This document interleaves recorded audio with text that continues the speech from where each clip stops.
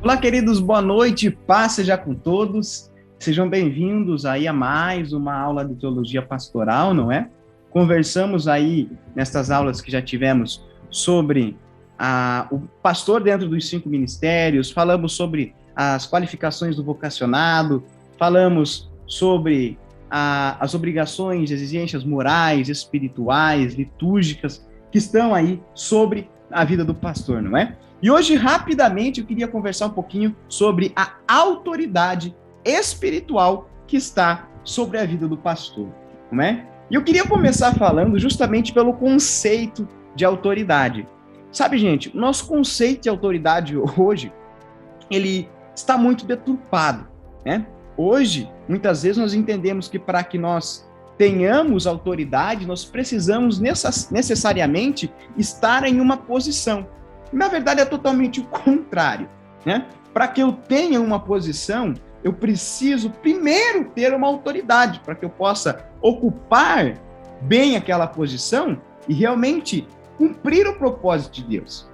A autoridade, ela vem do autor, o próprio nome diz, autoridade, né? Autor. Então, se a autoridade vem do autor, eu preciso focar no autor, para que então venha essa autoridade sobre a minha vida. Não adianta eu buscar uma autoridade numa posição, porque a posição ela não vai me dar uma autoridade, e por isso nós vemos tantas pessoas frustradas, dizendo, talvez muitos líderes, fulano de tal não me escuta, fulano de tal é isso, fulano de tal é aquilo. Gente, é muito bom nós lermos todos os livros que falam sobre liderança. Quero recomendar um, inclusive, O Propósito Chamado de Liderança, do meu amigo pastor Rodrigo Amorim. Se você não comprou, compre. É um livro que vai aí realmente abrir portas, abrir chaves aí dentro de você. Compre, é uma excelente indicação aí para você, tá bom? Qualquer coisa, me manda mensagem lá que a gente vê para você pegar o teu livro, beleza? Mas, gente, de nada vai adiantar você ler 500 livros, não é? Falando sobre liderança, falando sobre coach, se você não buscar a autoridade no autor. A partir do momento que você buscar a autoridade do autor, a gente vai para Atos capítulo 1, versículo de número 8, que diz que recebereis poder e recebereis autoridade ao descer sobre vós o Espírito Santo. E então sereis minha testemunha em toda a Judéia e Samaria e até os confins da terra. Então, quando eu busco a autoridade, quando eu busco o autor dentro, não é? Dele mesmo, dentro de mim, eu vou descobrir a verdadeira autoridade, e a partir desse momento, eu vou exercer minha autoridade segundo o autor, sabe?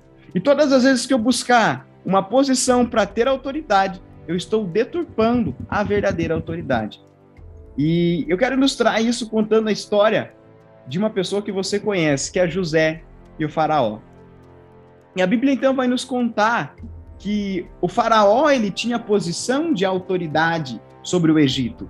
Mas quem governava o Egito não era faraó. Quem dizia, vende agora. Não, agora segura. Vai lá, vamos fazer a relação internacional com a outra nação. Era quem? José. Porque José tinha a autoridade espiritual sobre o Egito. Faraó tinha posição, mas quem tinha a autoridade era José. Por isso que quem tem autoridade sempre vai ser sempre serão colocados em lugares de posição. É uma coisa automática, justamente para quem tem autoridade, não é? E esse nome, autoridade, ele é um termo grego que deriva de eusósia, não é? Que é o direito de exercer poder, o direito de autoridade. E é bem interessante, gente, não é? E a autoridade, né? Esse termo eusósia, quando a gente tem a eusósia em nós, é uma condição que dá a um oficial eclesiástico, não é? Aí, ao pastor, ao apóstolo, evangelista, mestre, ao profeta, não é? O poder de se fazer obedecer, de deliberar com efeitos, não é? Tanto na atmosfera física, tanto também como na atmosfera espiritual, não é? E em todo momento, a gente vê Cristo dando autoridade. A gente vê Cristo dando autoridade. Gente, perdão, tô com uma tossinha por causa de rinite, não é Covid, tá? Então, isso não faz parte da autoridade da vida do pastor, tá bom? Então, gente, a gente vê em todo momento, não é? Jesus dando autoridade aí aos seus discípulos. Por exemplo, depois da ressurreição de Cristo, quando Jesus proclamou a sua absoluta autoridade, tanto no céu quanto na terra, não é? E essa autoridade que Jesus proclama, então ele divide isso com os discípulos, daria um suporte para a missão que os discípulos receberam logo na sequência, ali no capítulo 28 de Mateus, que diz o quê? Ide, portanto, fazei discípulos em todas as nações, batizando em nome do Pai, em nome do Filho, em nome do Espírito, ensinando-os a guardar todas as coisas que vos tenho ordenado. Eis que estou convosco todos os dias até a consumação dos séculos. Então, antes de eles receberem a ordem de ide, portanto, fazer discípulo em todas as nações, primeiro eles receberam algo dentro deles para que então eles pudessem fazer aquilo. E é um perigo muito grande a gente querer ocupar lugares que ainda nós não temos autoridade para ocupar aquele lugar. Então isso é muito importante. E conforme nós vamos andando dentro da direção de Deus, debaixo da nuvem de glória, nós vamos entrando nesses ambientes sobrenaturais de Deus e então nós vamos alcançando os lugares celestiais, subindo cada dia um degrau e podendo exercer a autoridade que nós foi confiadas, realmente cumprindo o propósito de Deus determinado na eternidade, não é? Nós temos uma autoridade que está sobre a minha vida e que está sobre a sua vida. Por exemplo, nós vemos lá no capítulo Evangelho de Marcos, capítulo 16, do versículo 15 ao 18, não é? Onde Cristo outorgava, ele dava o direito, né? Dava esse direito de exercer poder sobre demônios, sobre enfermidades, de forma que eles poderiam expulsar esses demônios. Eu não sei se você sabe, mas você tem uma autoridade sobre a sua vida e você pode expulsar demônio. Você pode colocar a mão sobre um enfermo e dizer, seja curada em nome de Jesus. Você pode sim, sabe? O nosso pastor Rogério Amorim sempre diz, isso é uma grande verdade, não é? Sabe a oração que mais vai funcionar na sua vida? Não é a oração do pastor. Não que ela não funcione, mas a oração que mais vai funcionar na sua vida é a sua oração. É o seu secreto com Deus. Porque o coletivo depende do seu secreto. O coletivo depende do seu secreto. Guarda isso no teu coração. De nada adianta você se manter aceso pelo culto de domingo, se você não continua mantendo o seu altar, revirando as brasas do seu altar durante a semana. Então precisa, sim, que você se mantenha aceso durante a semana, para que quando você chegue no ambiente coletivo, você só seja uma brasa a mais pegando fogo naquele lugar. Amém, gente? Sabe? E existem algumas referências aí sobre autoridade, não é? A primeira coisa é quando Cristo fala aí de algumas chaves que foram dadas a Pedro, não é? Dar-te-ei as chaves do reino dos céus e tudo que ligardes na terra terá sido ligado no céu, e o que desligardes na terra será desligado no céu. Mateus 16, 19, não é? E a chave, gente, representa a autoridade. Então, todas as vezes que Deus coloca uma chave em nossa mão, aquela chave representa uma autoridade. Você que é mãe, você que é pai, você tem a chave da sua casa, porque você representa a autoridade naquele lugar. O nosso presidente tem a chave do nosso país. Por quê? Porque ele é a autoridade máxima do nosso local, não é? Ou seja, do nosso país. E sabe, gente, é bem interessante que isso trata-se tanto da capacidade para o exercício da mordomia sobre as almas confiadas no pastor. O pastor, gente, ele é um mordomo. Olha, não existe ministério pastoral sem servir.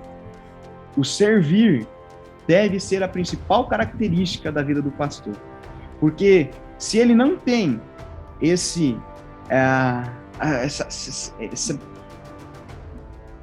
dentro do coração dele, esse dom de serviço dentro do coração dele, ele vai começar a exercer autoridade de uma forma errada. Se você não tem dentro do seu coração o dom de serviço, você vai começar a exercer a autoridade de Deus a favor da sua própria vontade, não a favor da vontade de Deus. Isso é muito importante, gente. Isso é um perigo muito grande. Não é? E a ideia, gente, não é? É de que as deliberações pastorais acerca das almas encontrarão anuência nos céus. Tá? Então, quando aqui a gente vê Cristo falando isso, dar-te-ei as chaves do reino dos céus, e o que você ligar aqui, a gente vai ligar lá, o que você desligar aqui, a gente vai desligar lá, é uma ideia que eu tenho autoridade em questão pastoral, espiritual, acerca das almas que estão sobre minha responsabilidade, entendeu? Que eu posso abrir coisa dentro delas, mas também que eu tenho uma responsabilidade de fechar coisas dentro delas. Amém, gente? E existe sim, gente, uma grande responsabilidade da pessoa delegada. Gente, não existe autoridade fora do autor, como a gente comentou, não é? A autoridade de Cristo, gente, é que nos dá suporte. A autoridade de Cristo é que dá suporte à igreja. E o objetivo é que esta cumpra a sua missão. Cristo não te deu autoridade à toa. Cristo não te deu autoridade de graça. Não. Ele deu para que você cumpra o propósito para aquilo que você foi estabelecido na eternidade. Você tem um propósito e você recebeu uma autoridade para receber, não é? Ou seja, para cumprir o seu propósito que Deus te fez lá na eternidade, tá? Então você não tem uma autoridade à toa. Você não foi colocado em determinada posição, em determinado local à toa. Você precisa entender dentro do seu coração que as coisas que você faz hoje vão determinar o teu futuro. As coisas que nós, como igreja, estamos fazendo hoje vão determinar o amanhã. O amanhã está escrito na Bíblia. E se nós somos o cristão que aponta o Maranata, nós devemos nos comportar como os cristãos maranatas. Ou seja, como pessoas que antecipam a volta de Cristo. Não é? E a autoridade delegada no pastor, gente, ela deve ser exercida exclusivamente para esse fim. A gente já falou de posição e a gente já falou de autoridade. Gente, há um perigo muito grande, vou frisar isso de novo, quando a gente exerce autoridade fora do autor. E sabe por quê? Porque a partir do momento que eu exercer a minha autoridade fora do autor, eu vou exercer essa autoridade com o meu conceito. Eu não vou exercer a minha autoridade conforme o conceito de Deus, eu vou exercer essa autoridade conforme o meu conceito. E a partir desse momento, eu estou lidando com o meu ego, não com a vontade de Deus. E a autoridade nunca vai ser sobre eu exercer o governo de controle. Todo controle, gente, é espírito de Jezabel, é espírito de manipulação, e a Bíblia vai nos contar muito bem sobre isso, tá? Então, gente, a verdadeira autoridade é quando eu exerço ela em favor de pessoas, não é? Guarda isso no teu coração, gente. A verdadeira credencial do Filho de Deus se revela no trato com as pessoas no dia a dia. Ela não está relacionada com os altos e baixos de espiritualidade, e nem com o barulho do culto de domingo de noite, mas sim com o relacionamento com todos. A minha autoridade, ela é vista durante todos os dias e durante todos os momentos, durante a semana, na igreja e fora na igreja, não é? Então, nós precisamos exercer a nossa autoridade em favor de pessoas. Assim como Cristo exerceu a autoridade dele morrendo na cruz em favor de mim, eu tenho que exercer a minha autoridade em favor de alguém. Então, não exerça a sua autoridade por posição, mas exerça a sua autoridade em favor de alguém, morrendo por alguém, não é? Sabe, gente, abuso de autoridade, isso é pecado, gente. Isso é pecado, tá? Isso é um pecado grave, porque a gente está falando de ego, né? E Deus não se agrada de ego. Deus não se agrada de eu, ele se agrada de um coletivo. Cristo pensava num coletivo. E aí Deus fala o quê? Esse é o meu filho amado, em quem me comprazo, porque a mente de Cristo era uma mente que estava pensando no coletivo. E o pastor, ele jamais deve esquecer de que o seu cuidado com as ovelhas deve corresponder, gente, ao alto preço pago por Jesus na cruz, fonte de toda a autoridade espiritual. Sabe, gente, isso é bem interessante, porque daqui a pouco, se eu me desconverto no meio do caminho, se a minha visão sai da cruz, eu vou olhar a autoridade partindo de mim. Só que a autoridade, ela parte de Deus. E então eu preciso entender e deixar isso no meu espírito gravado na minha mente, que o principal é eu cuidar, eu exercer o governo, eu exercer a autoridade em favor de pessoas com as ovelhas. Assim como Cristo me ensinou, morrer por alguém e exercendo a autoridade em favor de alguém. E a grande responsabilidade do pastor, não é? Enquanto portador de uma autoridade espiritual, é que a mesma seja empregada para os fins da qual ela foi delegada, promover o reino de Deus. Né? Ou seja, eu recebi algo, eu transfiro algo. Eu recebi algo, eu transfiro algo. Aquilo que eu estou recebendo, eu vou transferir. Sabe por quê? Porque se a gente fica tipo carrapato, comendo, a gente não tem por que receber, porque a gente não transfere, porque a gente não passa. E a vontade de Deus é que você passe, que você saia contando as suas experiências, sim, que você testemunhe, para que as pessoas sejam incendiadas através da sua vida. Me lembro agora do projeto que teve em Santa Maria no Oeste. Isso foi bem interessante, que um jovem veio conversar comigo e falou bem assim, que conforme, quanto mais eles faziam, quanto mais eles iam pregar a palavra, quanto mais pessoas eles iam evangelizar, parece que mais sede eles tinham. Mais sede eles tinham e mais autoridade eles estavam recebendo para fazer aquilo. Sabe por quê? Porque aquilo não parou nele. Porque aquilo que eles estavam recebendo, eles estavam continuando. Eles estavam continuando. De tal modo, gente, que nesse projeto, aproximadamente 450, 420 pessoas confessaram a Cristo. Se a cidade tem 3.000 habitantes, ou seja, 10% da cidade, inclusive o prefeito e vereador, hoje, né, são aí cidadãos do reino de Deus, confessaram Cristo como Senhor e Salvador, não é? E então, quando eu recebi a autoridade, eu também tenho aí a autoridade para impor as mãos, não é? E a imposição das mãos, gente, ela está presente como uma forma de transmissão de poder, né, ou bênçãos ao recipiente. Então, quando eu coloco a mão na cabeça de alguma pessoa, quando você impõe a sua mão na cabeça de alguém, no ombro, você está exercendo uma autoridade sobre aquela pessoa e aquilo que você está dentro de você, você está transferindo para ela. Por isso que quando nós vamos orar, nós dizemos, estenda a sua mão em direção à sua casa, porque aquilo está sendo transferindo de você, não é? E no Antigo Testamento, vamos falar da Velha Aliança, não é? Os animais sacrificados, eles recebiam lá a imposição das mãos dos sacerdotes antes do sacrifício, significando a transmissão do pecado do indivíduo ao animal.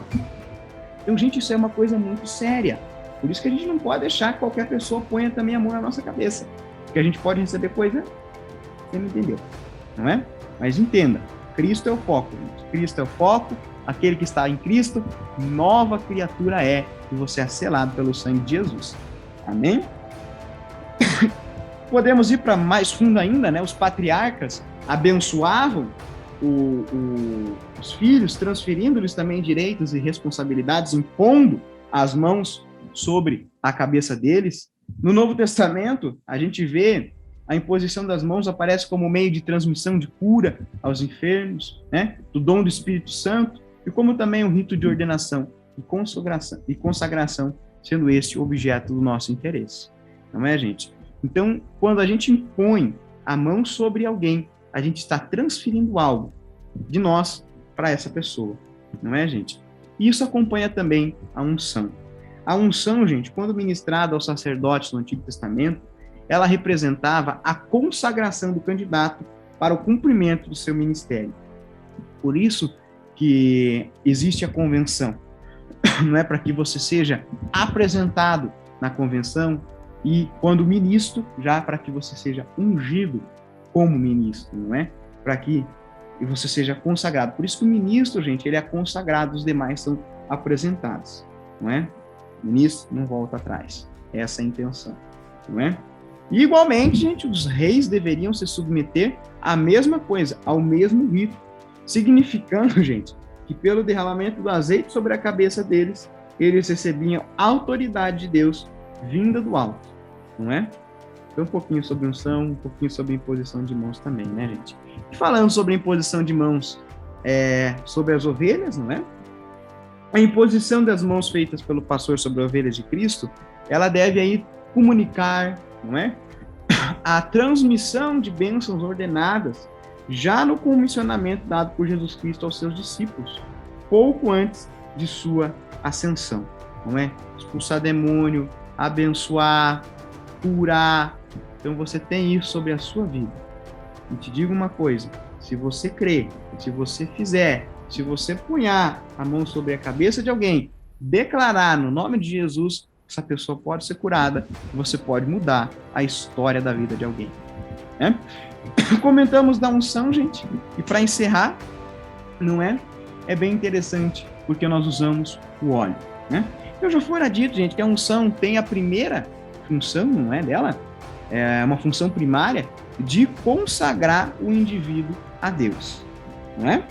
Mas havia, contudo, vários aplicativos para a unção. Um dos mais importantes era a consagração dos reis, né? A instalação lá, gente, da monarquia de Israel não mudou a condição de nação como um estado teocrático. Ali, quem mandava ainda na nação de Israel era Deus. Por mais que tivesse um rei, esse rei deveria exercer a autoridade que estava sobre a vida dele, segundo a vontade de Deus, não é? Deus, ele autorizou a monarquia e usou o ministério dos profetas para supervisioná-lo. Por isso que existiam os profetas. Deus colocava o reinado sobre a vida de alguém e os profetas eram supervisores desses reis. De tal modo que eles eram corrigidos pelos profetas. Por exemplo, nós temos a história de quando o profeta Natã vai até Davi e o corrige com o pecado de Betseba, não é? Um exemplo aí também. E, gente, a unção, ela simbolizava justamente essa condição, a condição de servo. A unção tornava rei, não é? A unção também ela era feita com hóspede e convidados, né, gente? Ela era um sinal de respeito, um sinal de consideração, um sinal, né, um gesto aí, gente, de hospitalidade. Como um recurso de cosmético, não é?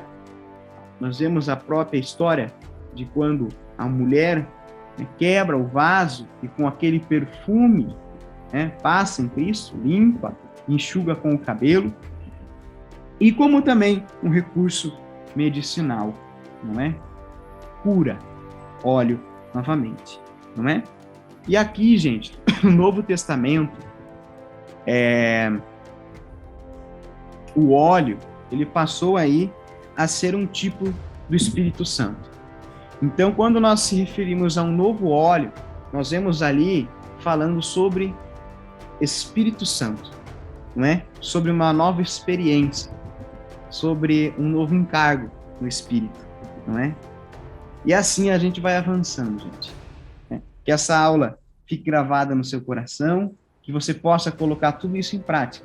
E lembre-se, se Deus é por nós, quem será contra nós? Deus te abençoe.